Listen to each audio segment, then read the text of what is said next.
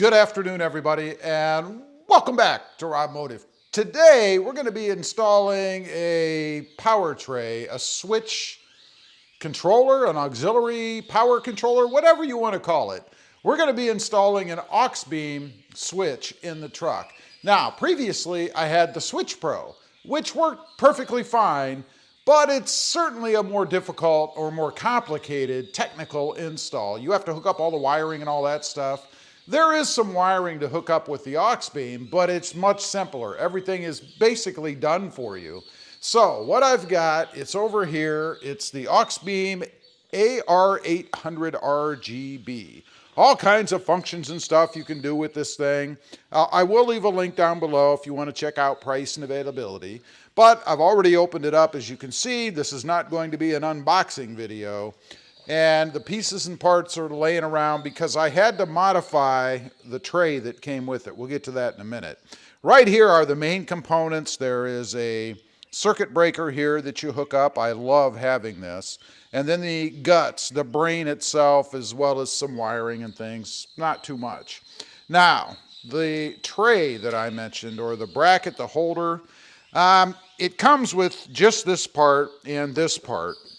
Now, this was longer, went on the end like so. I actually cut this part off because I used a piece of it for what I'm doing. And I also added a bracket on here, just a piece of aluminum, I believe it's inch and a half, just so I could mount it further inside the cab.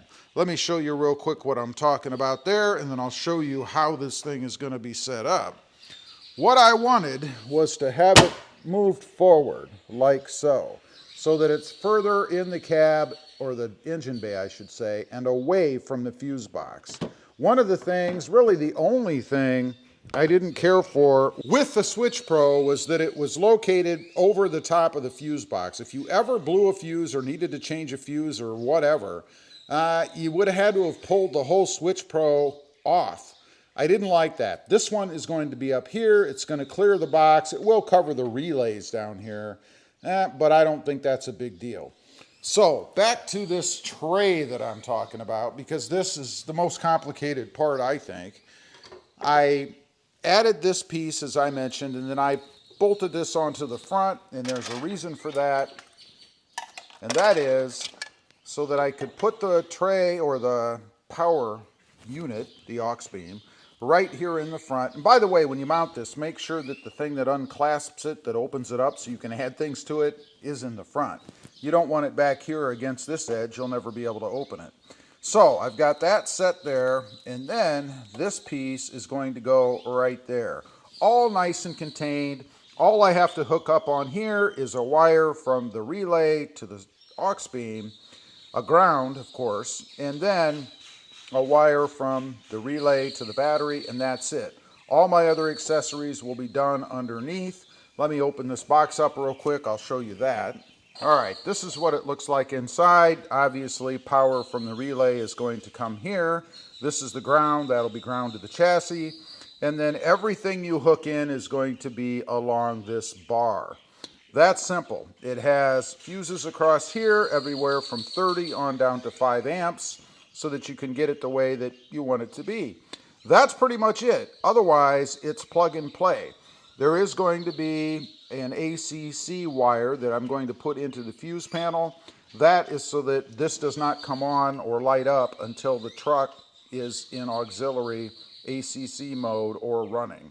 And then, of course, the plug for the wire that runs to the control head in the truck. And speaking of that, I've already installed that. That's a pretty simple thing to do.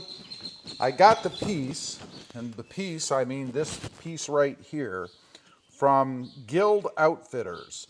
That's where I got this piece. You can get them other places, but I wanted to, I don't know, I like the way theirs looked, so the finish and all that good stuff. All I did is pop the OEM out, switch the switches into this one. This is something I added. And that's it. And then the Auxbeam panel fits nice and flush right inside for a nice presentation. It looks good in the truck. Some people just have this thing dangling around down there. There's no reason to do that. If you're going to do it right. Now, we're going to go ahead and run the wire. All I'm going to do there, and this is the control wire that'll plug into that unit I just showed you, it's going to go through the firewall right where you see those red wires. That's something else that I've done that has nothing to do with the electrics or anything of the truck. You can see what I did if you check out some of the previous videos. But you want to make sure you run this in through, because that's going to connect or screw onto the existing wire on the control head. So I'm just going to pop a hole through the grommet there, and then we're going to go ahead and feed it through. I've got the wire run through. It's laying over here somewhere. Right through the grommet. Pretty simple to do. And just grab a coat hanger, or if you have a snake or something to pull it through there, it's pretty darn simple. Now, I'm going to mount the bracket, and this is where it gets kind of tedious. Okay, we've got the Auxbeam unit attached to the bracket. This is how it's going to sit in my truck. Now we have to do the relay. A couple of things I should tell you. The size of the bolts that you need to screw into those two holes, those threaded holes in the fender of the Tacoma, they are an M6, or an M8 I should say, by 1.25. I used by 16. I did put some thread locker on there, so they should be good. I put thread locker on everything.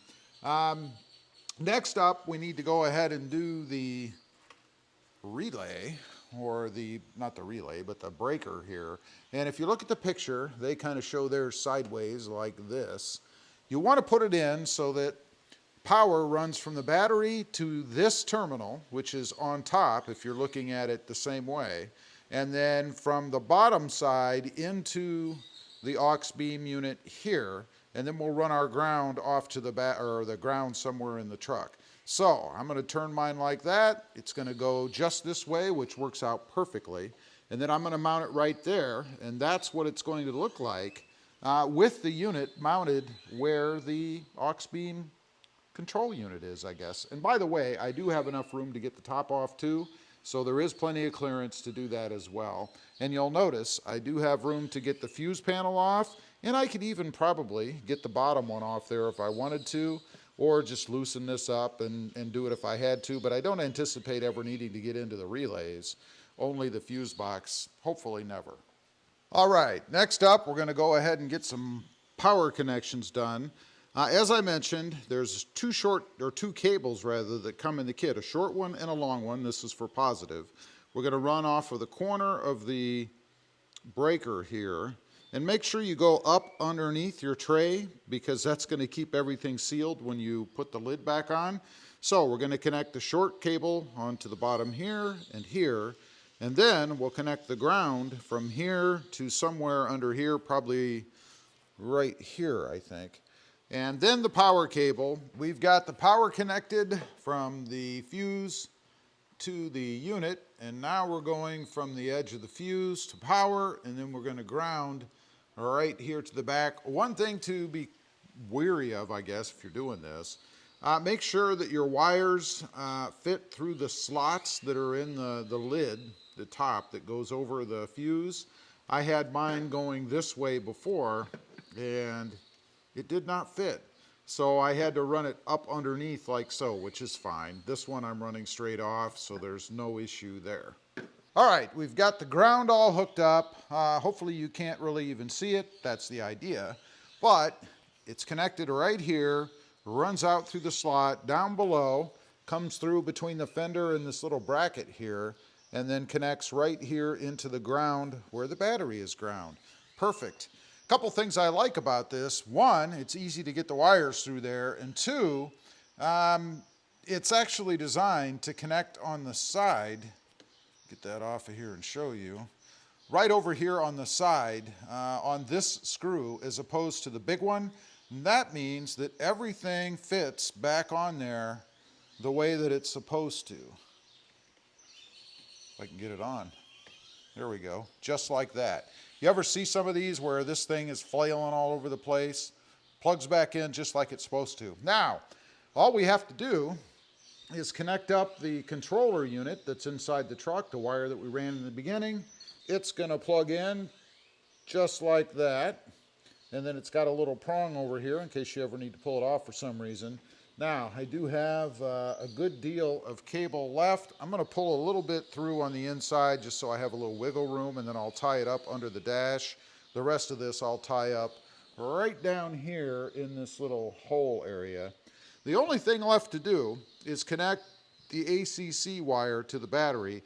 It says in the instructions that you connect that either to a switch. Let's see, it says connect the ACC wire to the cigarette lighter, or the auxiliary port as it's called these days, or the radio fuse to get power. So we have to do that. Now, there's one problem with this kit. They do not include the right quick connects for the Toyota Tacoma. The Tacoma has the shorty little things on it as opposed to these longer prongs, so I don't have that, of course. But the install, for all intents and purposes, is done.